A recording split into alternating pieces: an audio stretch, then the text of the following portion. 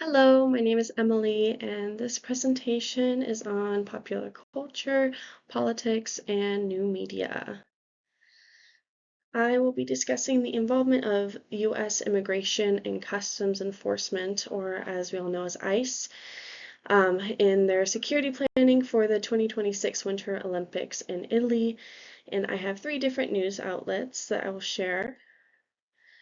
But first, I wanted to go over the facts between these three outlets. After reading all three of the articles, I saw that they did agree on the main facts of the event. ICE agents are expected to support the U.S. security operations connected to the Olympics, but they will not have enforcement authority in Italy. The main controversy mainly comes from backlash by Italian officials, especially the mayor of Milan.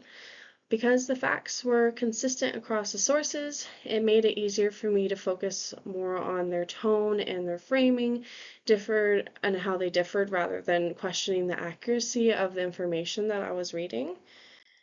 Um, this one is from the United States. It's from the Washington Post.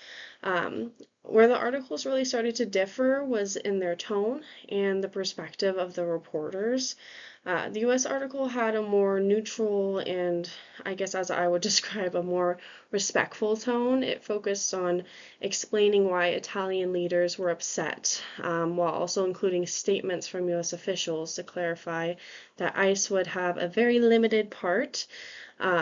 The way they wrote this made me think that they were being very careful to avoid escalating the controversy, and tried their best to report it just as a political disagreement. However, this article from Qatar had a much stronger and more critical tone. It emphasized the concerns of Italian officials and highlighted ICE's current reputation, as we know is particularly related to the human rights issues that we have going on. The language used was a lot more emotional, and the article spent more time focusing on criticism rather than explanations from US authorities. This made the situation feel a little bit more serious and a lot more moralistic rather than just a political disagreement. And for France, this article fell, I guess, somewhere in between the other two. Its tone was generally neutral, but it focused more on how the situation was being perceived in Europe. It emphasized tension and public reaction rather than taking a strong emotional or defensive stance. This made the issue feel like a international concern rather than like a US focused story. And then just differences between all of them regarding tone, image, and language of the articles.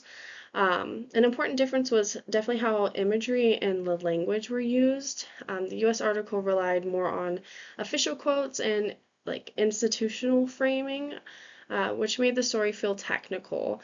The international articles, especially the one from Qatar, focused more on like reactions and protests and criticizing them, which made the story feel more personal and emotional. Even without dramatic images, the word choice themselves, I guess, would influence how readers might feel about ICE's involvement.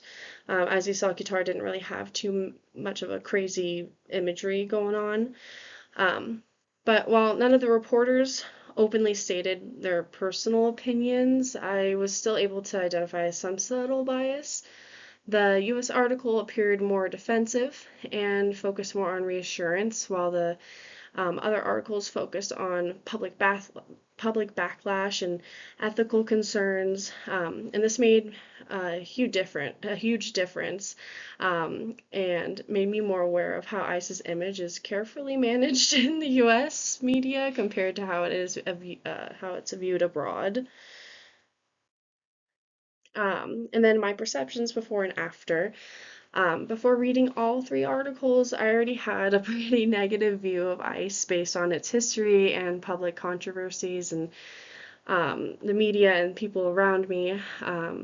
However, I initially thought this situation was more of like a routine security decision, because I know that police will usually go and kind of protect the area, but I didn't fully consider how strongly other countries might react to ICE's involvement. After reading the international coverage, my view definitely shifted. I still have concerns about ICE, um, but the backlash helped me see how deeply reputation and past actions influence international, response. It became clear that the reaction was less about like the single event and more about like broader concerns surrounding ICE's image and role. And I think I love that because I guess I just don't watch the news very often. I didn't realize how, I guess, invested other people were in ICE and in the US and everything that's going on. But overall, comparing these three articles, it did show me how important it is to read multiple sources, especially when an event involves international perspectives. Plus, I like to believe I've been aware that media helps shape how we interpret events, but reading these articles gave me a very much clearer understanding of that effect. So, that is it. Thank you for listening to my presentation.